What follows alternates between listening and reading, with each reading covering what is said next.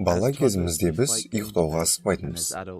Ал есейген сайын бос уақытымызды ұйқыға жұмсауға тырысамыз.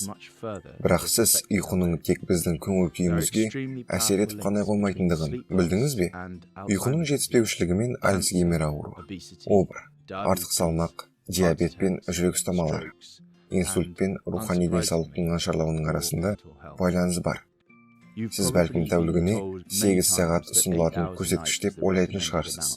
Сонда оның жетіспеушілігі деп қанша сағатты айтуға болады? 5 әлде 4 сағат. Сіз 7 сағаттан кейіннің барлығы жетіспеушілік деп саналатындығын естігенде таңдануыңыз мүмкін.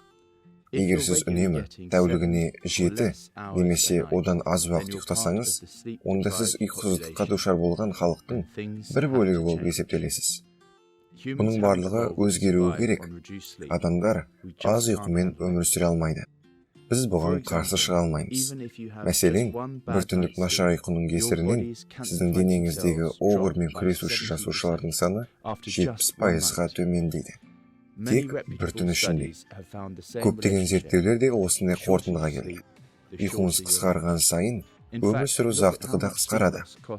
Шын мәнінде жыл сайын мына елдерге ұйқының жетіспеушілігі қаншалықты қымбатқа түсетіндігін қараңызшы.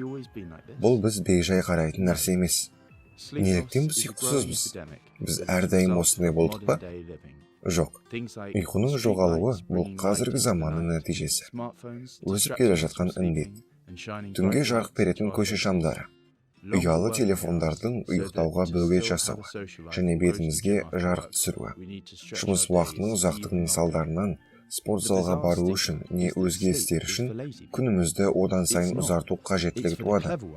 Таңғаларлық стигма. Бұл ұйқының жалқау адамдарға арналғаны. Олай емес.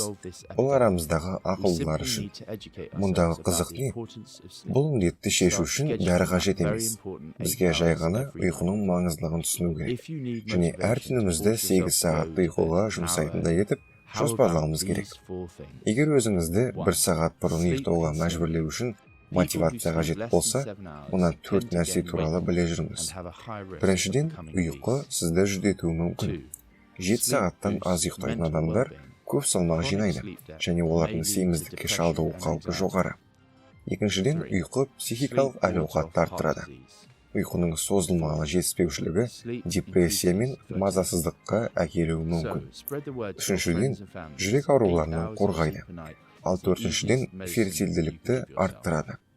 Сондықтан достарыңыз бен жақындарыңызға тәулігіне 8 сағат ұйқы өзіңіз бере алатын ең қарапайым дәрі екендігін айтып жүріңіз.